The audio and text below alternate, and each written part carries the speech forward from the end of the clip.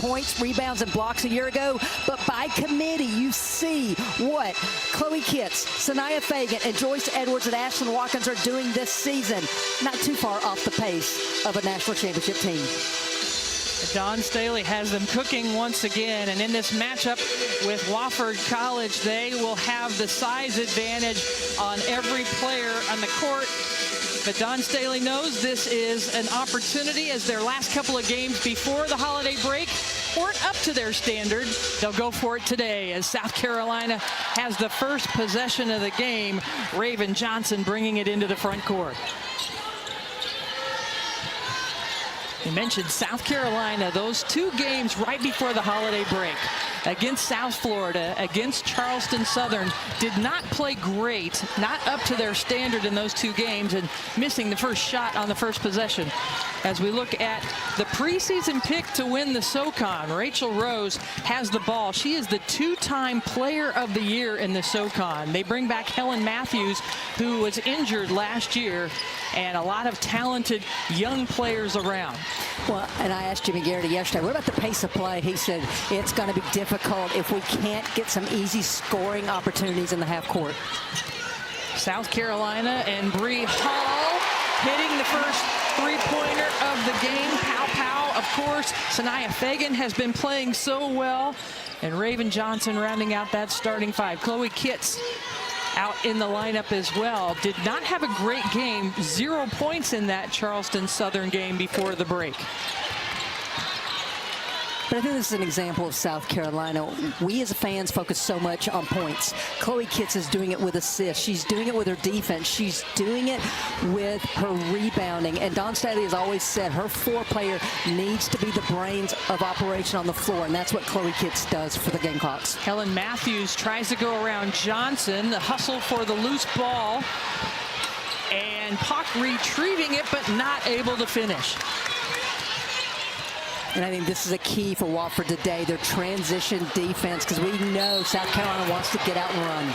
And look at the hustle by Puck, the sophomore who was the SoCon Freshman of the Year last year, rips that one away and draws the foul, as Jimmy Garrity, the head coach of this Wofford program in his 9th season, 2 years ago was the conference coach of the year, of course, facing Dawn Staley. And Coach Garrity showed his appreciation to Coach Staley for scheduling this game, the 3-time national champion.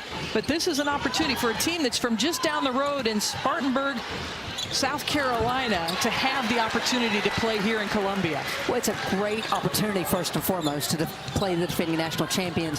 But this is a Wofford team whose aspiration is to win the SoCon. So to be the best, you want to play the best and get ready by playing the Gamecocks. Johnson misses from the corner, and Heiss with the rebound, but throws it away. Johnson powers it up inside.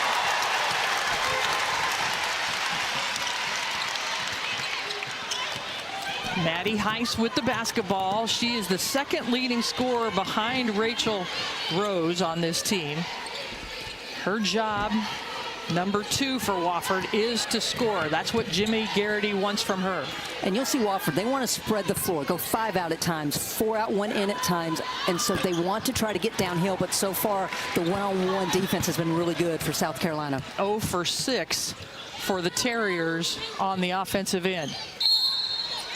And then Matthews gets called for the foul in the back. One thing that's been a constant under Dawn Staley is her teams defend. Raven Johnson reads the outlet pass, gets the steal, and then gets the bucket. You cannot rest against the Gamecocks in any facet. Over 24 points off turnovers for South Carolina. And another impressive stat is their bench outscores their starting 5. And already 3 players coming in Watkins and Fulwiley, as well as the phenomenal freshman Joyce Edwards. There's Edwards inside. The pass over the top, gathers and scores.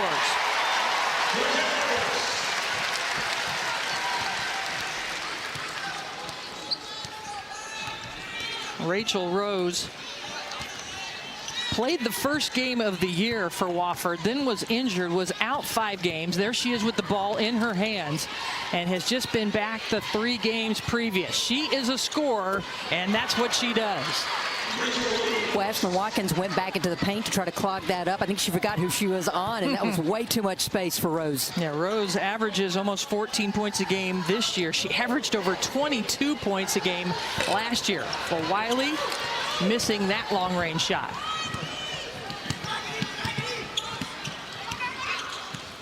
I mean, you mentioned the height advantage for South Carolina. You see they're able to close out short, and if they don't close out short, you've got one of the top shot blockers in the country in Ashlyn Watkins. And then on the offensive end for South Carolina, because they can shoot the 3, because they're all scoring threats, they can space the floor. Weak side's supposed to be there to help on that lob. It can't get there in time because of the well-placed pass for 2. There's Rachel Rose against Full Wiley, and they pull it back out. This is a Wofford team that has challenged themselves this year. They played at Kentucky. They played at Duke, losing both those games, and right before the holiday break, played at Lehigh as well. As you mentioned, they want to play against the best to prepare for the SoCon. Well, I love that this team has accepted the challenge. They want to play in the NCAA tournament. How do you prepare for that? With a challenging schedule. Maddie Heiss out in front, misses the layup. Kind of heard footsteps coming from behind with Pow Pow.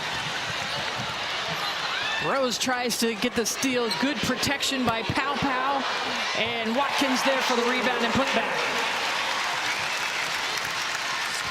So 4 times Wofford's been able to get to the rim, and they haven't been able to convert the layups or easy points. That's another aspect of how the length of South Carolina, now 5, can affect an opposing team's offense. Yeah, Rose only 5'7", very competitive and courageous, goes right in there, but with that size. And Heiss steps on the sideline. It'll be South Carolina basketball when we come back. Graduate from this program, but what does Dawn Staley do? She reloads with freshmen, and right now it is Joyce Edwards. She started the first 10 games of the season only averaging 9 points a game. The last 2 games alone, she's averaging 20. She's been on a tear. She can play positions 1 through 5. She can disrupt defensively. She's great on the glass, and her offensive game is really starting to hit its stride.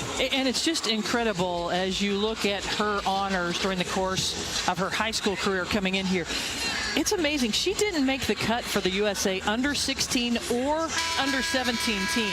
And when she got invited to the U19 team, initially she didn't want to go, but her parents encouraged her. Think of it less as a tryout and more of an opportunity to change your perspective. So she went to compete and study the older players. And not only did she make the U19 team, but she was a top 5 player at the U19 World Cup in Spain. And it also impacted her choice to come to South Carolina. That experience that she had with USA basketball. Well, Brenda, as you speak about that story, it just says to me that this is a perfect fit for Joyce Edwards to be here under Dawn Staley's tutelage here at South Carolina, because you have to be a selfless player to play in this system. We know that every player in this program could be an All-American in other programs in terms of how they do it. But this is a team that is built for April to cut down nets. And there she is right there, powering up inside, paying it off. I think she heard you talking about her. She is a phenomenal player and so much fun to watch and so mature. If you listen to her in the post-game interviews and what she has to say and her perspective, just a remarkable young woman. Ikiwu into the game, missing that one, and a tough start for Wofford. Just 2 of their first 13 from the field. Edwards double team for Wiley for 3, got it. Just her 10th 3-pointer of the year, but great recognition from Edwards to pass out of the double team. Well, and that was one thing Dawn Staley said to us today, is that she would hope that the 3-point shooting picks up by this ball club as they get ready for SEC play. Matthews over to Pock. All right, tries that mid-range jumper. Had an open look at it. But great recognition from Edwards to pass out of the double team. Well, and that was one thing Dawn Staley said to us today, is that she would hope that the 3-point shooting picks up by this ball club as they get ready for SEC play. Matthews over to Pock. Tries that mid-range jumper. Had an open look at it. Wofford just seems rushed on their shots right now. Some of that's the length of South Carolina. Some of that's the speed of South Carolina. Tessa Johnson into the game. Misses that three-pointer, and here comes Rachel Rose. Rose pulls up for the three, recognizes she's open, and she is a tremendous three-point shooter. Well, you mentioned the toughness of Rachel Rose. This young lady broke her nose in the last ball game, and she's out here playing today without even a mask on. I think it just goes to show her overall toughness. Watkins slides right by the defenders and off the window. 10-point lead for the Gamecocks. Now, you mentioned Rachel Rose with the basketball, number 12, two-time SoCon Player of the Year. And if you get a good shot today, you'll see that she definitely has a broken nose, and she is playing through it. An opportunity here after a steal. You don't want to wait too long because Watkins will be there to intimidate. Well, and I think another example, Hugh waits because she thinks the shot blocking is coming instead of just going right up with it. Edwards rebounds it among three Wofford players.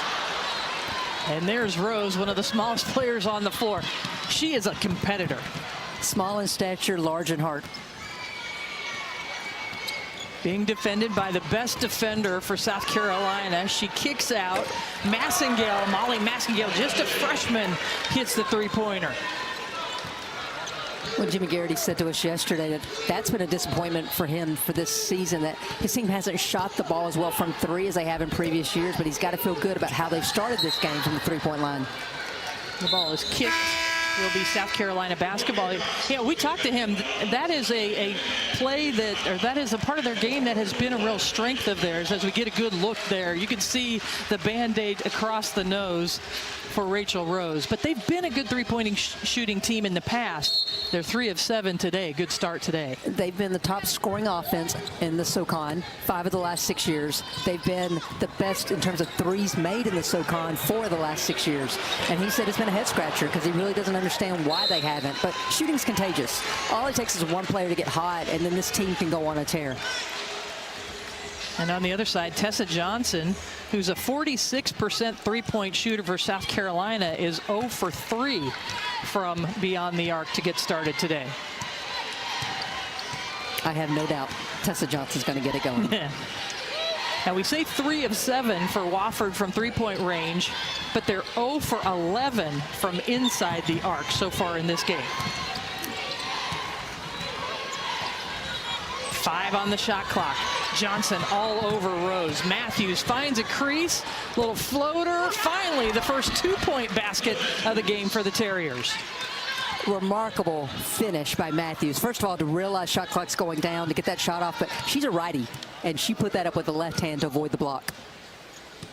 South Carolina has held opponents to single digits in a quarter 8 times this year. It's a bit of a victory just for Wofford to get to that double digit here in the first quarter.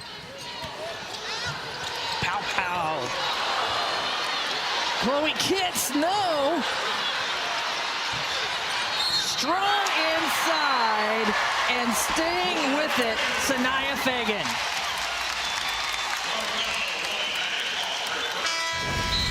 Death, taxes, and South Carolina on the offensive glass. It starts with Chloe Kitts, and then it's the veteran, Sanaya Fagan, just powering this shot up, and you see the flex at the end.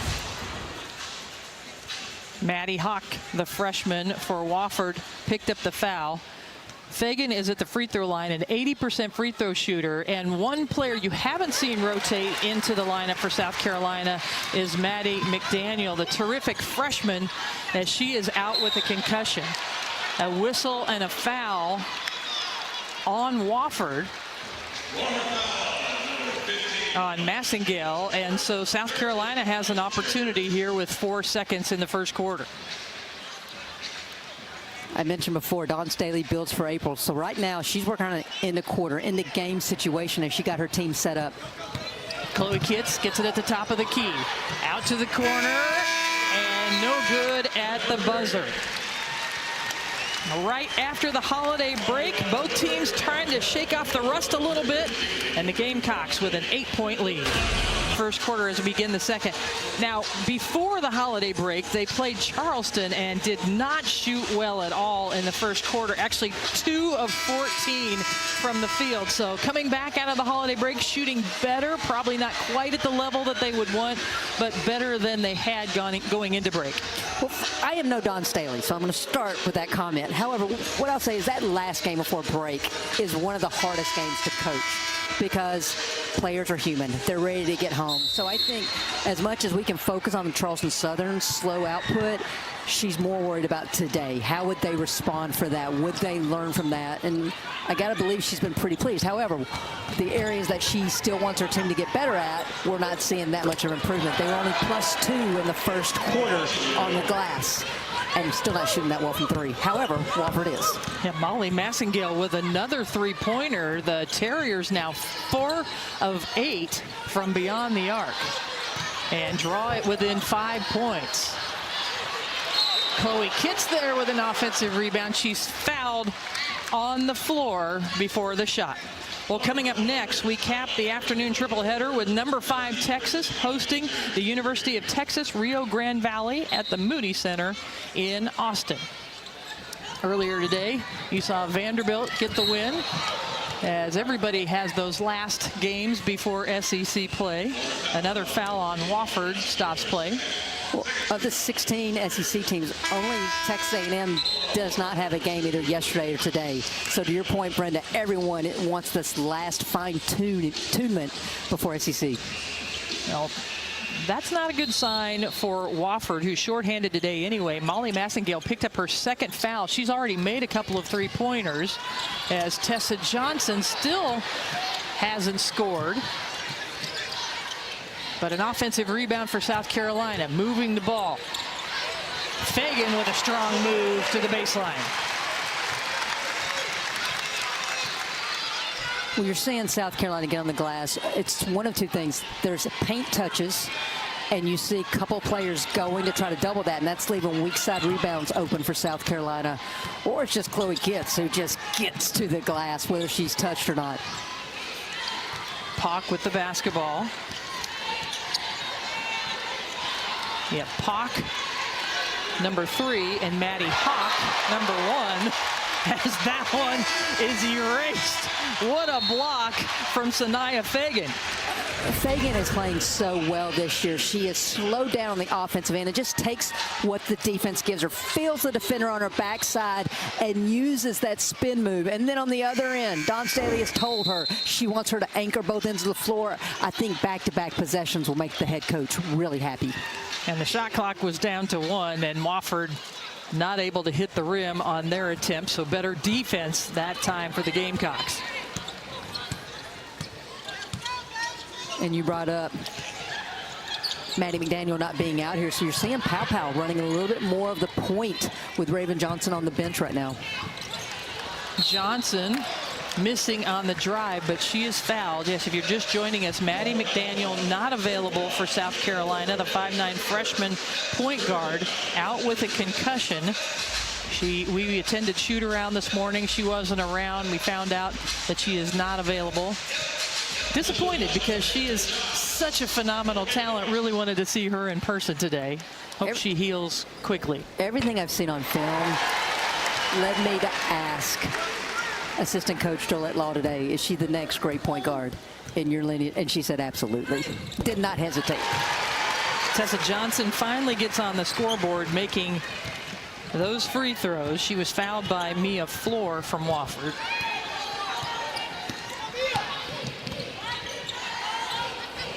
And you see Wofford run a lot of split action, 3 players getting in things, and just the disruptive nature of South Carolina's offense. They haven't gotten in a flow consistently in the half court. 5 turnovers for Wofford.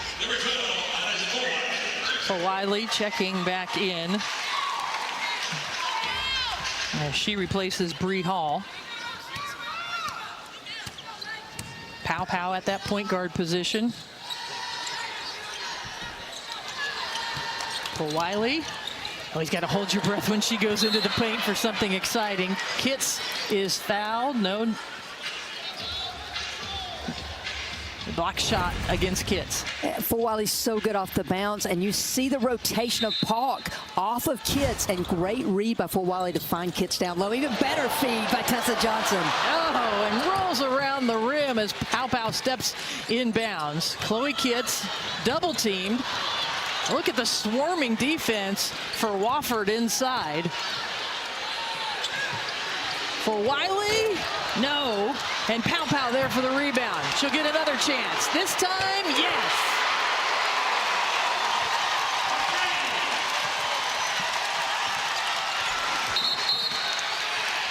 And an offensive foul on Wofford. On floor, her second foul. For Wiley gets the 3 on the second chance. Well, 9 offensive rebounds already for South Carolina, and this last time it's the kick out to Wiley, but it starts with weak side crashing, and Pow finds Wiley spotting up for that 3. 10-0, South Carolina leads on second chance points. You would think against a team like Wofford, where the Terriers are undersized at every position, this is real advantage for South Carolina, and they get the ball inside to Watkins. Well, it's pick your poison. A lot of times when you're undersized, you want more ball pressure. But there's speed on the perimeter for South Carolina that the Terriers just can't match up with, so they play off a little bit. That opens up even better passing angles, and the lobs we're seeing consistently get inside to the bigs of South Carolina. Matthews can't knock down the three-pointer. The Gamecocks on a 9-0 run right now as a little teardrop from Pow makes it an 11-0 run. And that shot by Tahina Pow is one area of growth. I've seen a lot. I've seen the defense is better from her this season, but it's the mid-range game that I really have seen improvement for her as she decided to come back for this 5th year to become more pro-ready. Rachel Rose, Pauk blocked by Watkins. Out in front, Fagan off to Pow and the little lefty in. A timeout called by Wofford as it's a 13-0 run for South Carolina. Well, for South Carolina, this program on the other side as they face Wofford today. They've had a good bench, but they have just been wrecked by injuries over the last couple of games. And Libby Privet, who had been contributing 6 points a game, is out with a wrist injury. Sara Data also with an injury, an ACL in that Duke game. So Wofford a little short-handed as they come in here to play the #2 team in the country. Which you need all hands on deck when you face South Carolina. But this is a Wofford team that had been averaging 26 points from the bench. And that's obviously been depleted here already this afternoon. And Mia Floor commits the foul to send Edwards to the free throw line. South Carolina, 8 of their 9 players have scored already. You see the numbers from the bench and the defense holding Wofford to just 1 of 13 from inside the arc. I think the statistic coming into today that really spoke volumes to me on the culture of Don Staley's program is that they have 7 players averaging between 7 and 11 points a game. It makes scouting this team really difficult because who are you going to try to limit? It may not even matter because someone else can go off on you. It is so difficult to play South Carolina when they have so many players contributing. Helen Matthews actually picked up that foul for Wofford. Now 3 players for the Terriers have 2 fouls. Pauk takes the ball to the rim, has it affected by Edwards. I believe it will stay on this end with 7 on the shot clock. Another shot at the rim, and that was a great read by Paul. They just aren't able to finish the rushing once they get to the rim. They've missed their last 7 shots now, the Terriers. And Raven Johnson gets a hand on the basketball. Fast break basket. 9-0 in favor of South Carolina so far. And the defender had her hand on the ball or across Raven Johnson. That's the strength of Raven Johnson to take that up and finish. Backdoor cut from Matthews, short on that one. And it stays on this end. Good job by Matthews. She's extending this possession just by following her shot there. And this is why it is so important to extend possession, because otherwise you got players like Raven Johnson shooting gaps, and you just see, okay, Matthews wasn't across the arm, but still the body control of Raven Johnson to take it up and finish. Ooh, and Watkins blocked the shot, but followed through and committed the foul. And Rachel Rose, we mentioned, has a broken nose and is playing without a mask. And she will go to the free throw line for 3.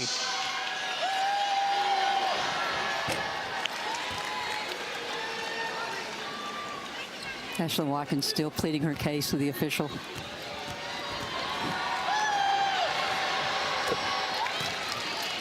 As Watkins, not only a 2-time SoCon Player of the Year, but an academic All-American, a 3.9 student at Wofford, such a tough school, and converts on all 3 free throw attempts. Finally ending the run for South Carolina. Here she goes. This time tipped by Pak. She recovers out to Pow Pow, no. And another opportunity for the Gamecocks.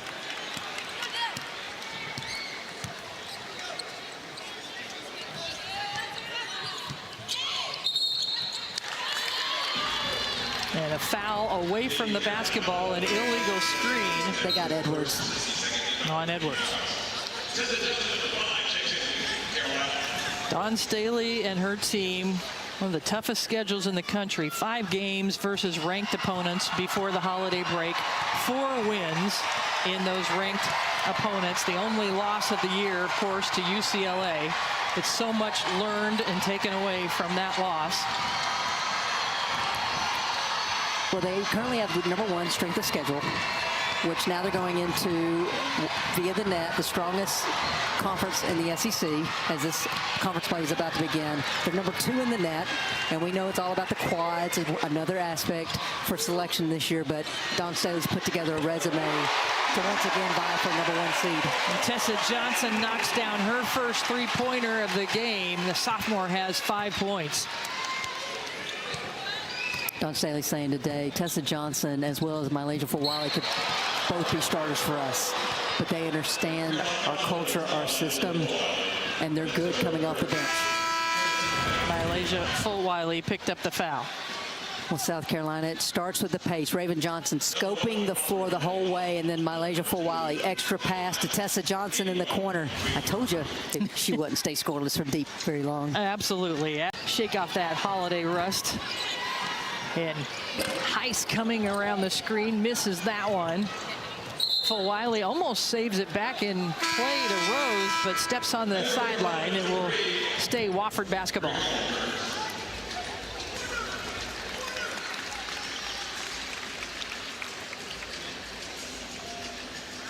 A lot was made about Raven Johnson's slow start to the season as well. She wasn't shooting well from 3 in the first 5 games of the season. She was 0 of 13, but since then she's been shooting 46%. So again, it just, I think especially for a point guard, new pieces around her, she's learning to play with them as well.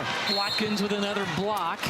It will stay on this end. Just 8 seconds remaining on the shot clock. It's not easy to get anything up over Ashlyn Watkins. No, I mean, Ashlyn Watkins came in today with 20 blocks on the season. Wofford as a team had 17. And Watkins with 3 blocks already today. Rose puts the ball on the floor, gets a piece of the rim, but can't score it. And good defense by Pak to knock it away. Rose has an opportunity. It is clipped again by Watkins, her 4th block. Rose gets another opportunity and got it. 12 points now for Rachel Rose. Has only played 4 games this year out of the 10. This is her 5th game because of that injury.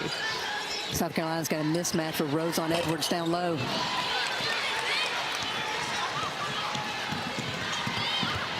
And A tough pass gets knocked away. Well, we jumpstart conference play in men's basketball next Saturday, January 4th, with a full slate of men's basketball games right here on the SEC Network. Georgia and Ole Miss start the day at noon. Then Mississippi State hosts South Carolina, followed by Missouri Auburn and Oklahoma Alabama. We cap the day with a Lone Star State rivalry between Texas and Texas A&M. That'll be fun, as now SEC rivals between those two schools. I looked last night. 10 of the 16 men's teams are ranked in the top 25. Yeah, just amazing. It will be a fun conference season for both the men and the women, as EQWU, not able to score that one. Pow Pow drains it. 7 points now for the super senior. South Carolina pushes pace, so defense runs to the paint. You get a trail 3. South Carolina 5 of 15 from 3, the same as Wofford in this game. Wofford just has made 1 2-pointer and another steal. South Carolina off to the races, and Johnson finishes. 7 points now for Tessa Johnson. Pock from the corner, nice hustles follow. And gets her own rebound and draws the foul against Watkins, but it's been South Carolina's defense leading to offense. Just active hands. That should have been an easy 2, but Bree Hall doesn't give up on it, gets the deflection, and then Tessa Johnson out and running. So Watkins goes to the bench with 2 fouls. Evangelia Pock at the free throw line, the SoCon Freshman of the Year last year. They had the Player of the Year and the Freshman of the Year, part of why they are preseason picked to win the SoCon this year with both those players back. And Pock converts on the free throw. Pock just hasn't been able to make the shots in the half court, but she's been active on the glass. She saved a 2 points in transition. She's been really good for them here this afternoon. She will take a seat on the bench for the Terriers. Under a minute to play here in the second quarter.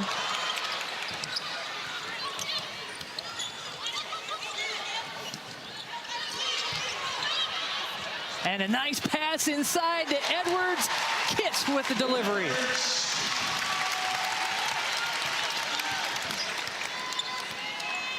And just a great crowd on hand, as you have come to expect at South Carolina. A lot of families in town, a lot of families out of town. There are probably a lot of new fans in attendance today. And you got a lot of fans down in Florida getting ready for the Citrus Bowl. So that's a great turnout here in Columbia this afternoon.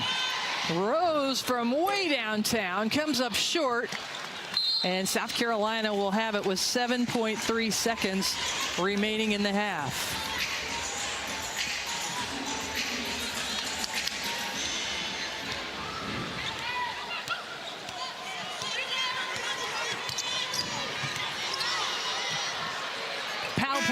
No, can't hit it at the buzzer, but South Carolina outscores Wofford 27-11 in the second quarter to take the 46-22 lead to the halftime. And we'll take an opportunity to send it to the studio. Dari and Kelly in the studio. SEC play, but 1/2 a play to go in this one as South Carolina leads Wofford 46-22. Visiting team Rose and Massengale have been the leading scorers. They're 5 of 9 from 3-point range. The rest of the team combined has scored just 4 points. As we get started here at Colonial Life Arena in the second half, Hill off the mark on that first attempt. Well, I asked Jimmy Garrity yesterday if we might see some of his zones, and he was like, no. He just came out in zone. How about that? Hey, coaches got to do it. Coaches got to do. And preparing for their SoCon schedule. Preseason pick to win the SoCon, this Wofford team. They got a couple of games before conference play starts, as this time Mia Floor off the mark from 3-point range. Jimmy Garrity in his 9th season They tied for third last year in conference play, lost in the semifinals. They want to win the SoCon tournament this year to make it to the NCAA tournament. And Jimmy Garrity just said, do it again. He got to stop the last time. Why not? And it forces a turnover, but a held ball will go on the way of the Terriers. So if you're a Wofford fan, you got to feel really good about how the team has responded coming out of the break. 2 straight stops. Can they cut into this lead now?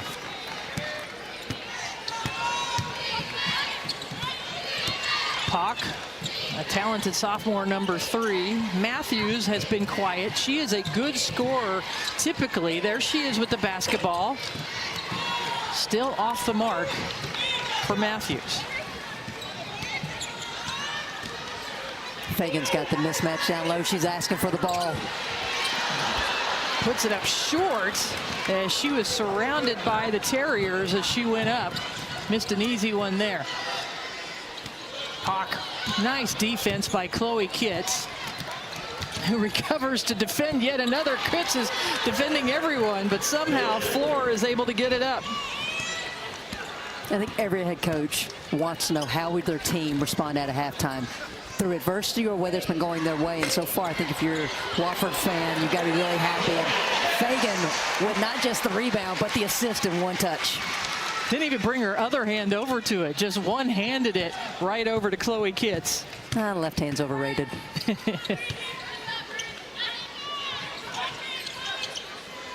Wofford 6-4 on the year, have really challenged themselves in non-conference play against Kentucky, at Duke. Played their last game against Lehigh. Wanted to challenge themselves against South Carolina. Can't get that one to go, though. Pock off the mark again. Well, it's a Wofford team that was ranked as high as 14th in the mid-major poll earlier this year. So the talent's there. I think it just speaks to just South Carolina came ready to play today. Pow knocks down another. She's in double figures now. 3 of 6 from three-point range.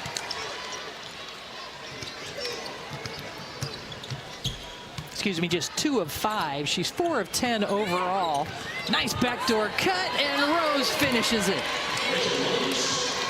That's a small victory right there, right? You have to celebrate the victories when you play a team like South Carolina. I mean, if I'm Rose, I'm celebrating. I'm asking my parents to make sure they got that photo of me finishing in the paint. Kitts with the rebound. Reestablishes. Kicks out to Raven Johnson. The battle. And somehow Wofford comes away with it. I think something to watch as Wofford has played so hard to get to this point in the game, and I'm seeing a lot of players breathing hard, except for Rachel Rose. She's still going. And she slaps her hands together because she had it. Just a nifty move between a couple of defenders. Hall has it blocked. And Pow will set it back up. 16 on the shot clock.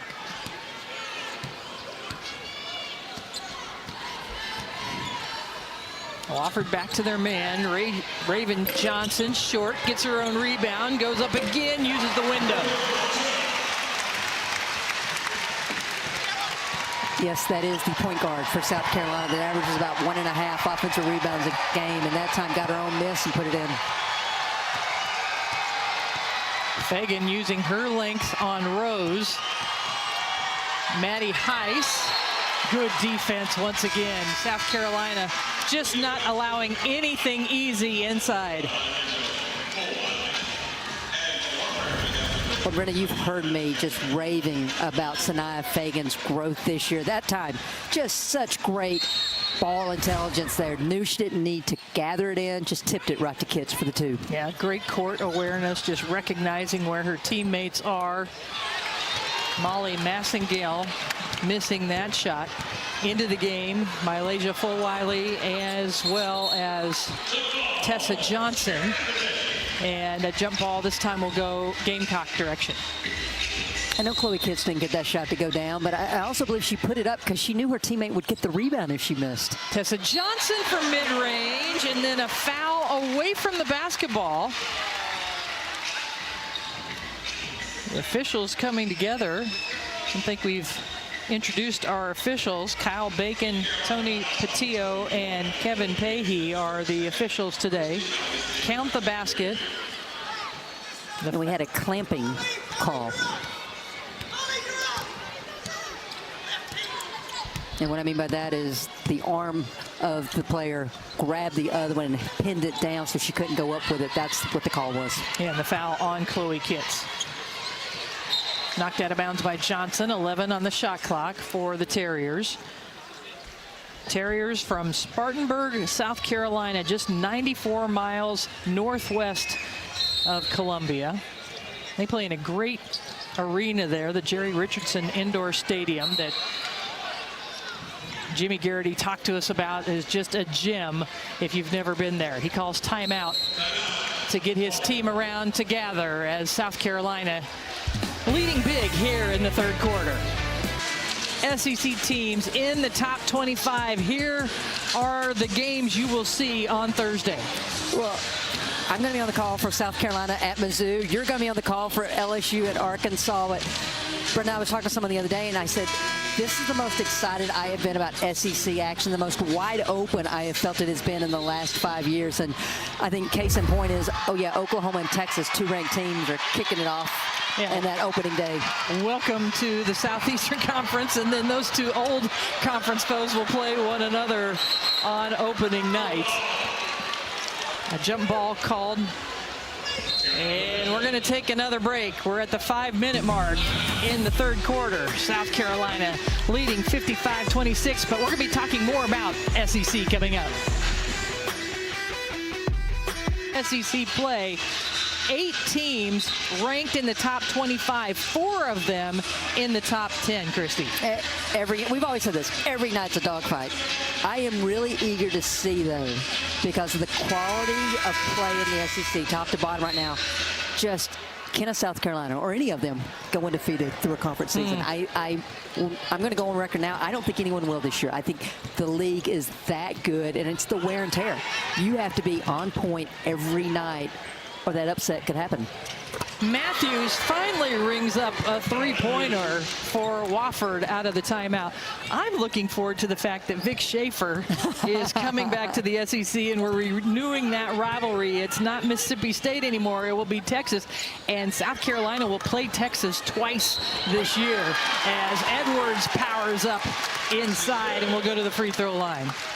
I think, Brenda, the million-dollar question is Vic Schaefer excited to come back to the SEC and face players like Edwards, who's just, you've got to hold your ground. If she gets you into the arc, she's too strong, she's too agile, and can power it up. There's 3 fouls for Helen Matthews.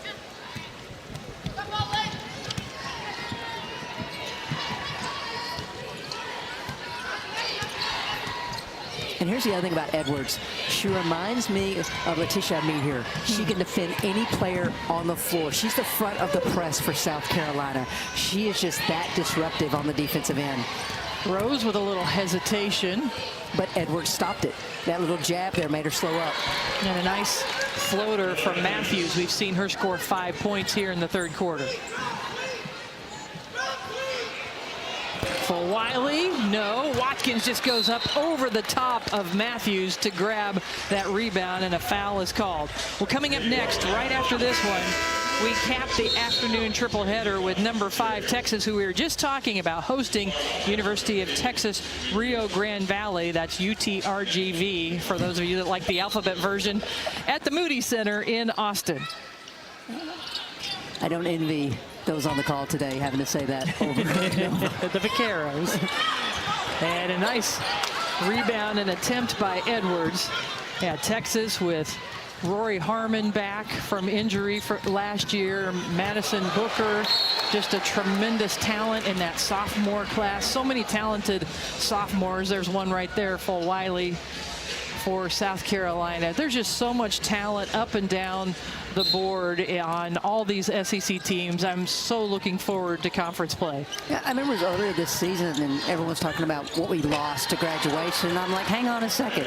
This sophomore class is really good. And then just within the first week, the freshman class around the country has really made their mark, and is only continued with players like Edwards And it is going to be really exciting. And I like that shot by Fulwiley because she did not hesitate. She missed the one before, but I like the last two looks because I feel like she's been a little bit too unselfish at times. I would like to see her look for hers more. She's got 9 points. Rose misses that one. The last time down the court, Maddie Heiss was able to put in a bucket for Wofford.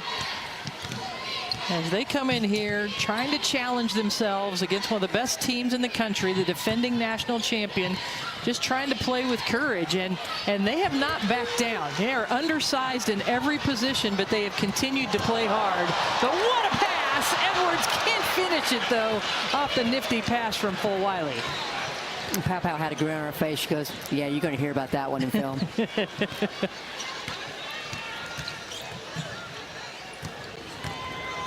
Floor fading away, and look at the hustle from Hawk.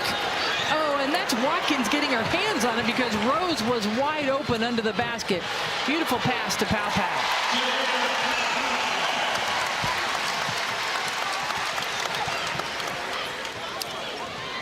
Hawk got it. Now you're starting to see some of that three-point shooting that Wofford is really capable of. They're 7 of 22 from beyond the arc.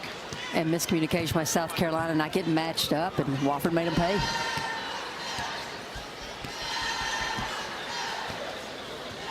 South Carolina going to take their time, set up a play. Fulwiley gets the ball screen from Edwards. All the way to the rim. She's got double digits now with 11.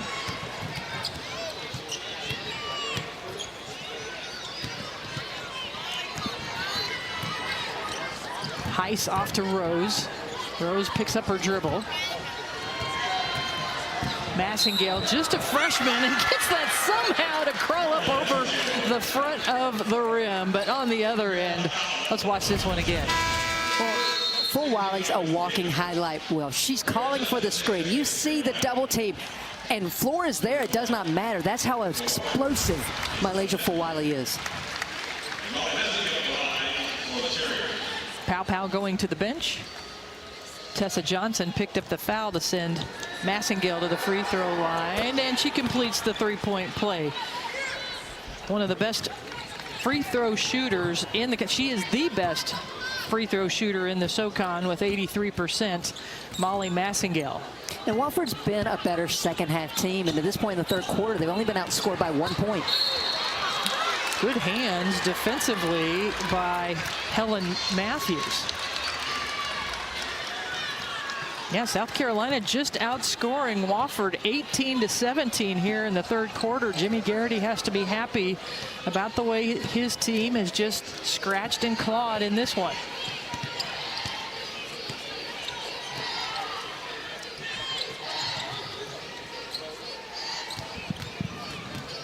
Fulwiley hung up in the air what seemed like forever, but then committed the foul against Rachel Rose. And that was a great job by Rose to get into the body of Fulwiley to get that foul called. Talked about Rachel Rose, the 5'7" senior from Scranton, Pennsylvania. Started her career at USC Upstate, was the Big South Freshman of the Year before transferring to Wofford. Has been the Player of the Year in the SoCon the last 2 years in a row. Preseason pick to win it once again. And you just have to be so impressed as she comes in here to the defending national champion. She's got 16 points, 3 for 7 from three-point range, and has really battled even with that broken nose. Well, here's the statistic on Rachel Rose that I like. 34 times in 2 years has she scored 20 points or more, and we might have 35 here today.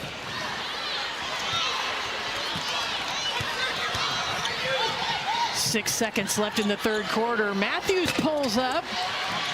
Rose tracks it down. 1 second left. Doesn't know it. And Wofford actually outscores South Carolina 19-18 in the third quarter. Jimmy Garrity happy. Of the year, they've got Helen Matthews back from injury, and they are battling here in Columbia. And they have Jimmy Garrity as a leader. What he does on the offensive end, I've been really impressed. what they do in their actions. Now, credit South Carolina. They've blown up a lot of that today.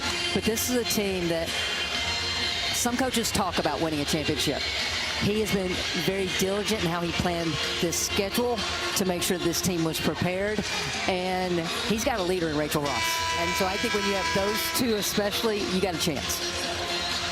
And one of the reasons they're playing this game is because they know they're a one-bid league, and they have to win their conference tournament to make it to the NCAA tournament, and that is their goal.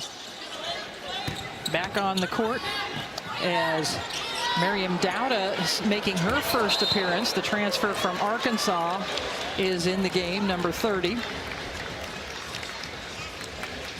And you can see what Dawn Staley thought about that possession. I think Jolette's expression's even more priceless.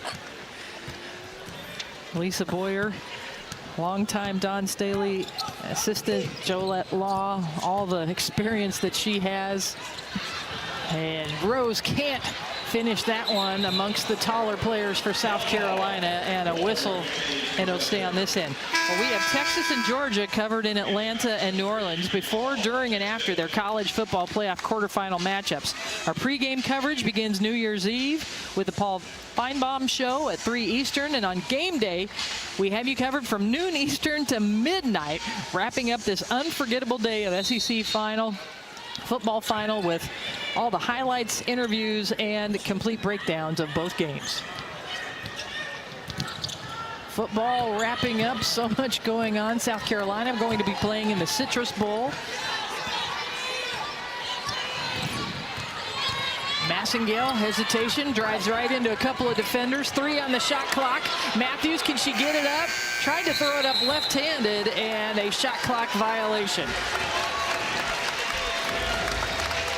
And this crowd very appreciative of that defensive effort. Well, you had Fagan on the perimeter defending a guard off the bounce. Hesitation moves everything. She stayed with her. That's the versatility of players in this system. Dowda with the basketball, her first touch. Too strong. Rachel Rose leading Wofford with 16 points. Out to Pock. And good hustle by Massengale to keep that one alive. Pock can't finish it, though, because Fagan was right there. Raven Johnson all the way to the hoop.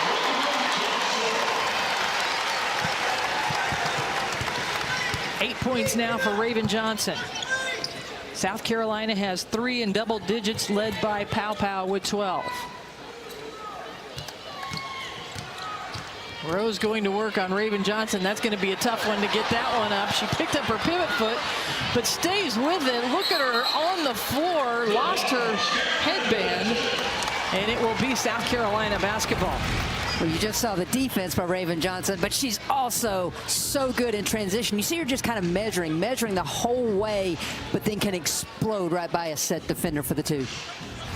The last 3 games, Johnson has been averaging almost 8 points a game. Her average overall is just under 5. You mentioned it earlier in the game. Did not start the season well, but has been good scoring-wise. She's always great defensively and has picked up the scoring the last few games. I do think when you have new pieces, because even though there's not that many new players, new roles, when this team so much evolved around Camille Cardozo a year ago, even the other bigs played with her or around her, but that was the focal point. And so everybody's learning to play together again. And I think that really affects a point guard the most. And Raven Johnson, you can tell she's getting more and more comfortable with everybody on the floor, and her game is evolving. And delivered a beautiful pass there to Tessa Johnson. Johnson now also in double figures, so 4 players in double figures for South Carolina. And what a nifty move from Helen Matthews. We're seeing more change of pace by Wofford this second half, and it's been effective for them versus trying to be as fast as South Carolina. Yeah, you're not going to out-quick South Carolina, but you have to be deceptive. And that was nice spin move. Nice rotation over from Fagan. They call the foul, though. Fans behind us not very happy with that call. How about the courage from Rachel Rose? She's playing with a broken nose. Well, there's courage, there's ball IQ, there's tenacity, and there's the change of pace. And that where, again, she kind of does that little hesitation and then gets the step on her defender. Rose played the first game of the season, and then after an injury, she was out for 5 games. This is her 4th game back. And you just see the leadership and the tenacity of this player of the year in the SoCon, and she's got 18 points now. It was really interesting when Jimmy Garrity said she doesn't really like scoring. She'd rather be the passer. When I make her come out of the game, it's not because she's tired, it's because she won't shoot the ball. He said we need 25 plus from her every night because we're just better when she's taking shots. Raven Johnson looking pretty good from 3-point range, and now she's in double figures, so 5 players for the Gamecocks in double digits.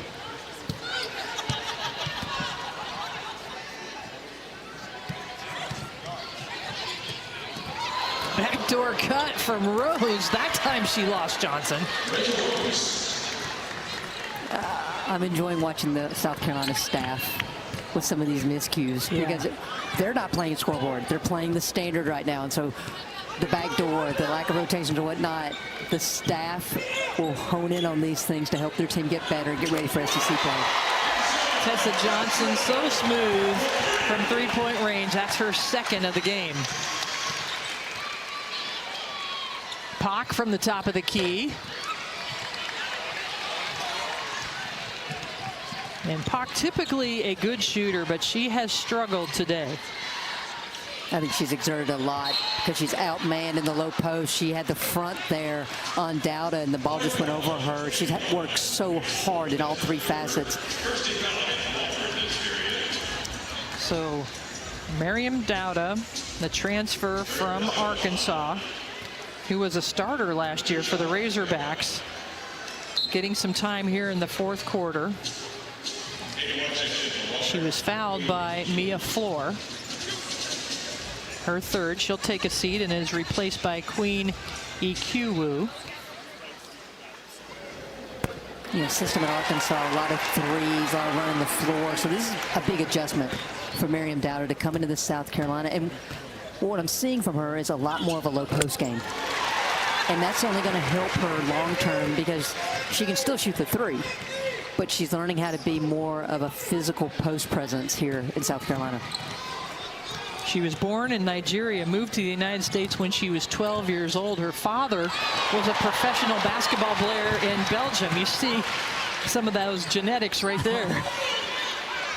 And there she goes, cutting back door. That gives a player confidence. She's not able to finish, but you see her getting into the flow of the game now.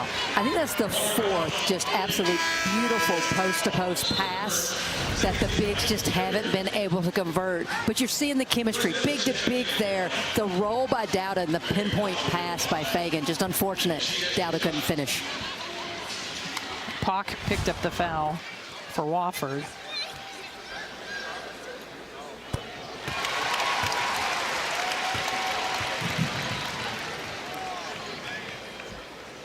Dowda is a scorer. She has a career high of 22 points when she was at Arkansas when she played Tulsa. This year, her most points is a 10-point effort against Coppin State. But she makes both free throws there.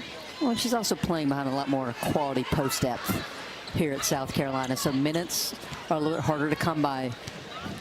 But I like the progress. That's what I keep saying. Like, and this is what I love about Dawn Staley's system. It's not about points. It is about the team, and it is about winning, and it is about preparing for April. Great one-on-one defense by Bree Hall there. Wraparound pass somehow gets through, and then a double dribble called on Ikiwu. You know, we talk about Dawn Staley and the strength of this bench and the fact that somehow she is able to get typically 10 different players. Now they have 10 today, but Maddie McDaniel not available out with a concussion. But she is so good, Dawn, at strengthening all of those players down the bench and communicating their roles and reinforcing all those things that they value when those players get on the court. I think so many people think Dawn Staley wins because she has talent. Now, she has talent, but I think a lot of it is talent wants to come here and play for the Hall of Famer, but they also understand they will be developed. And it may not always go their way, but there's a trust there. Why? Because Dawn Staley is an exceptional communicator. And it's not just with the players. It is with their coaches. It is with their parents that she makes sure everybody's on the same page. There's Dowda pulling up for a three, probably surprising Wofford just a little bit. And Miriam Dowda will be at the free throw line when we return. South Carolina up big here in the fourth quarter. Next. Well, the top four are all about pace of play. Texas is about turning you over and then making you pay for it, as you're about to see after our game. But a lot of excitement, and this is the coach in me. We've got a lot of scoring. I'm eager to see the game plans to minimize the scoring of these top four teams. And Oklahoma and Texas are going to play each other on Thursday. Some familiarity there. There's some familiarity for sure.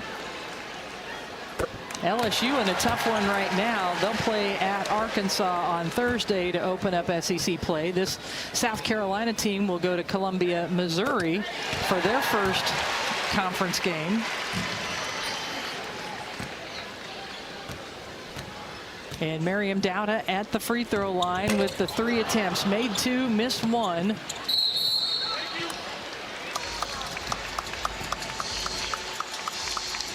Full Wiley on the bench. Terrific night again for her. Well, Brenda, when she came out a little while ago, she went down the tunnel with the head athletic trainer, kind of poking at her knee a little bit. So nice to see her back out here.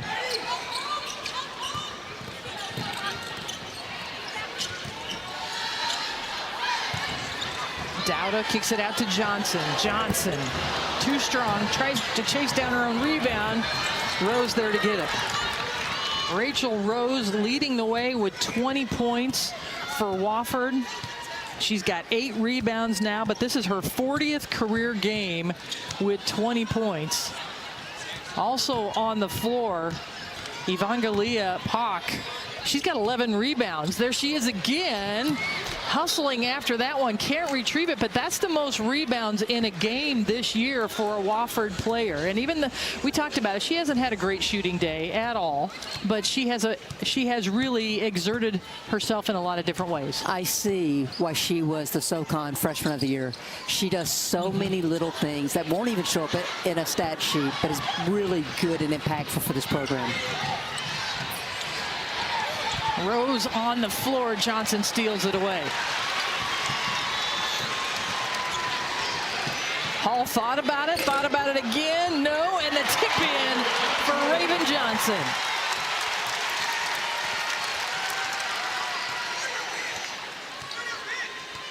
"13 points for Johnson. Rose from the top of the key. Too strong. Oh, and Dowda and Edwards collide. And then a travel called. Well, we jumpstart conference play Saturday, January 4th, with a full slate of men's basketball games right here on the SEC Network. Georgia and Ole Miss start the day at noon Eastern. Then Mississippi State hosts South Carolina, followed by Missouri Auburn and Oklahoma Alabama. And we cap the day with the Lone Star State rivalry between Texas and Texas A&M. That's Saturday for the men's games. Then before that, Thursday, the women's games coming up. Colin Murray Boyles in the house. So many great teams. 10 SEC men teams ranked in the top 25. 8 women's teams in the top 25. Boy, we're going to have some great games once again this year. Johnson out ahead to Raven Johnson. Maybe a little too unselfish, but somehow into the hands of Joyce Edwards, who finishes. Well, that starts with Tessa Johnson, the left-handed full-court baseball pass to get the break going. 5 players in double figures for the Gamecocks. Pak just has not been able to score. And that time, a good hustle play.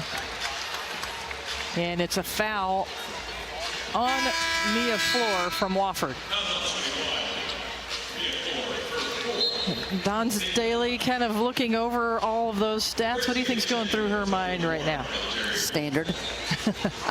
Again, you heard Kelly Harper say in studio, coaches for this game, there's a lot of anxiety. You feel, I always felt, I'll put it on me, pressure in that last game before conference play because you want your team to establish positive momentum. Now, South Carolina has done that, but Don Staley knows the little things that could get this team beat. And those are the things that every good coach works to minimize. And so whether it's some of the missed shots at the rim that this team's capable of making, she wants them to be better. Whether it is better three-point shooting, she wants and needs this team to be better. She wants this team to continue or to minimize taking bad shots. Bad shots might as well be a turnover, coaches will say, because your team's not ready to rebound. Dowda tries to tip it back in. Well, 44 points in the paint for South Carolina to just 12 for Wofford. So they certainly have gotten a lot of good shots. And a little cleanup time here as Bree Hall finishing. But I'll also tell you, because they're so much taller, they've missed 14 of those shots near the rim. And so, again, when you get into SEC play, that window of opportunity shrinks. You've got to play to the standard, and you've got to do the little things correctly if you expect to get W's, especially when you go on the road. And a steal for Johnson. South Carolina was outscored by Wofford in the third quarter, 19-18, but they have come back and outscored the Terriers 24-6 and taking care of business here in the fourth. They're on a 17-0 run. Make that 20-0 with the Dowda three.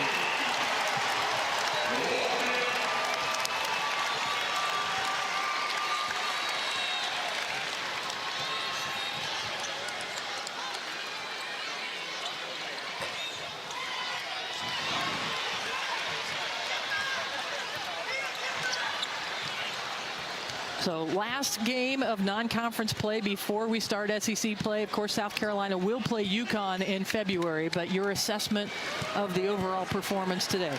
Balanced team. They can beat you in a lot of different ways. We've seen the transition. We've seen the paint points. We've seen them excel on the glass. We've seen a freshman look pretty good today in Joyce Edwards.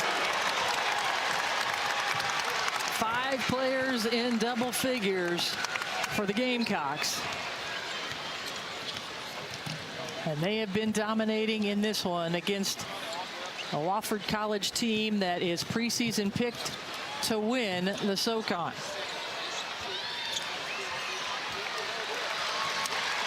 And that's how this one will end. South Carolina with the 93-47 victory, their 65th consecutive home win as they prepare for SEC play. They scored the last 22 points of the game to finish this one off. Final score 93-47 for Christy Tomascuddy. I'm Brenda Van Lingen. So long from the Colonial Life Arena. Now it's time to send it back to the studio with Dari Noka and Kelly Harper. Appreciate having you. Thanks for coming out here with it. Look, we were been talking to the coach here, Kelly Harper, about the things that you want out of this last game, the first game after break, but the last game before conference play.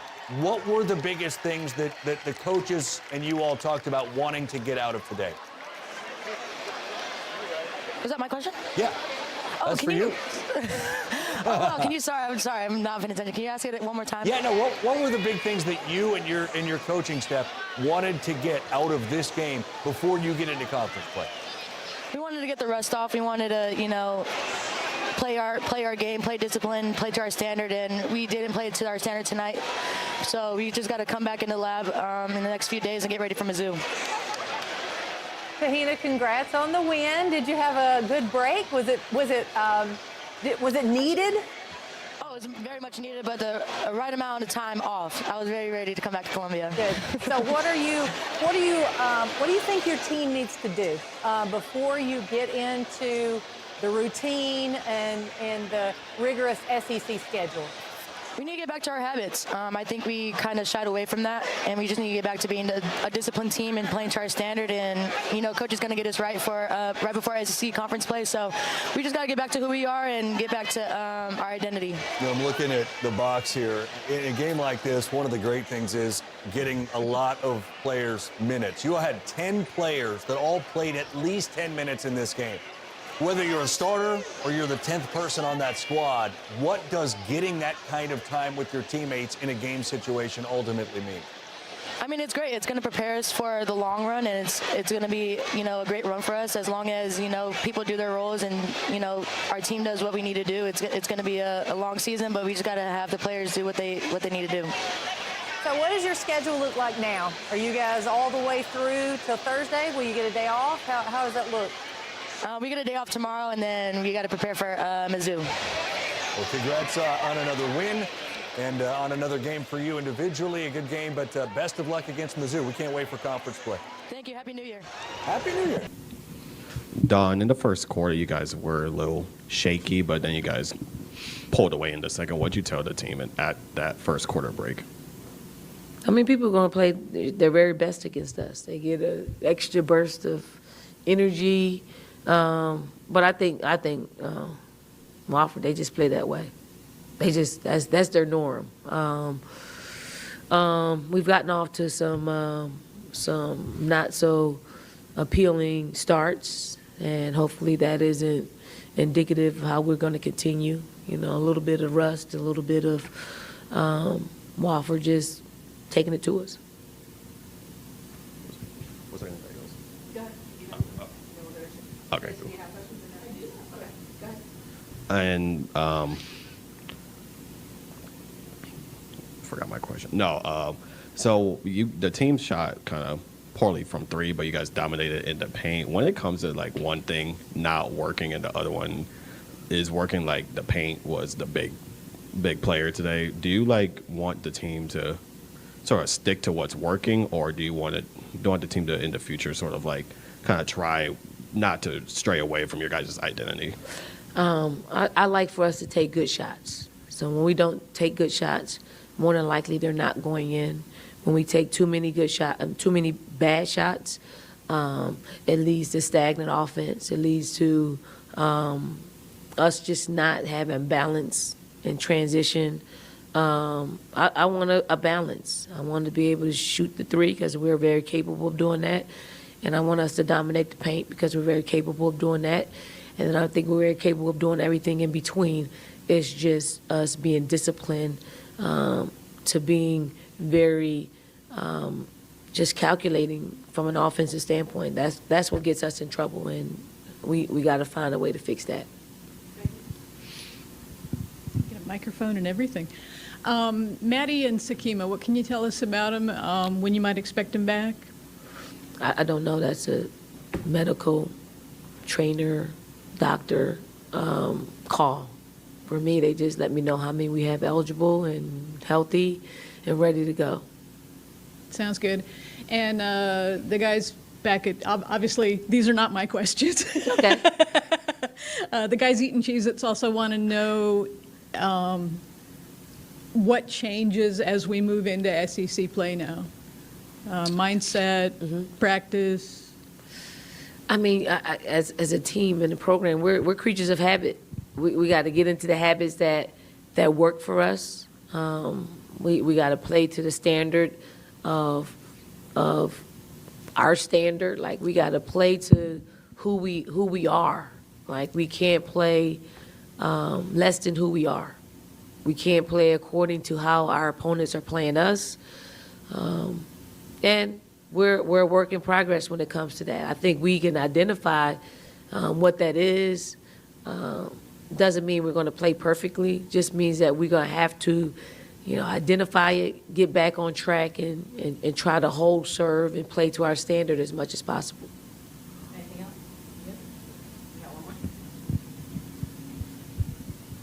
Just describe how much of a benefit it is to have Ashland walking. She had a couple, I believe 4 blocks, but she disrupted a lot of more shots than that. Just how much does that help to have that dominant presence in the paint? I mean, it's really important. Ashland is a shot blocker. She's able to cover ground and help and recover. She also can get out of position in being a shot blocker, and but we know that. So she helps us out, the people that she's helping out has got to help her out when she's out of position to get back to her player. And that is the balance that we have to strike, because we know that she's going to probably go after every shot. And she does a great job at blocking shots. She does a great job at deterring shots. She does a great job at deflecting. So, you know, I think she's got more in her tank to give us a little bit more of that. Thank you, Coach. Thank you.